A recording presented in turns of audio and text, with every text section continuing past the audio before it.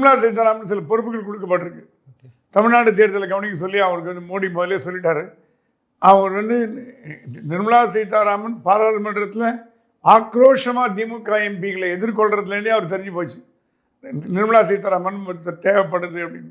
ஒரு பக்கம் ஏன்னா டெல்லியில் பார்த்தீங்கன்னா டெல்லியில் இருக்க தமிழ் அமைச்சர்களில் முக்கியமானவர் வந்து நிர்மலா சீதாராமன், ஜெய்சங்கர், எல் முருகன். இவங்க 3 பேர் தான் முக்கியமானவர்கள்.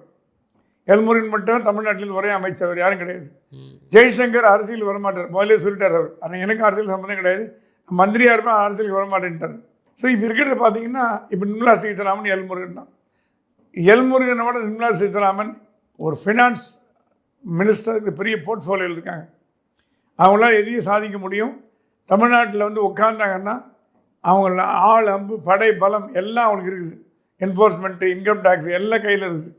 ஸோ இந்த அரசியலில் திருட்டுத்தனம், தில்லுமுள்ளு, ஓட்டுக்கு பணம் கொடுக்கறது, கள்ளத்தனமாக பண்ணுறது, இதெல்லாம் தடுக்கிறதுக்கு அவங்ககிட்ட பவர் இருக்குது. ஏன்னா அவங்க மினிஸ்ட்ரியில் தான் எல்லாம் வருது. அது இல்லாமல் நிர்மலா சீதாராமன் ஒரு ஃபியர்லெஸ் ஸ்பீக்கர், அப்படி தைரியமாக பேசக்கூடிய ஒரு லேடி. அந்த மாதிரி ஒரு லேடியை தமிழ்நாட்டில் வந்து பயன்படுத்தினா என்ன அப்படின்னு மோடி ஃபீல் பண்ணுறான்.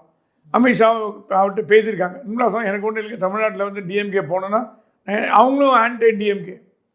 என்ன பார்த்தீங்கன்னா Nirmala Sitharaman anti DMK, DMK பிடிக்காது. தமிழ்நாட்டிலே சில பேர் இப்போ பாரதிய ஜனதா கட்சியில் திமுகவோட ஆதரவாளர் இருக்காங்க. இவங்க நிர்மலா அந்த மாதிரி இல்லை, திமுக பிடிக்காதவங்க. ஸோ அவங்களையும் தேர்தல் வியூகத்தில் இறக்கி அவங்களையும் கேம்பெயின் பண்ண வைக்கலான்னு தான் எனக்கு அப்படி தான் படுது.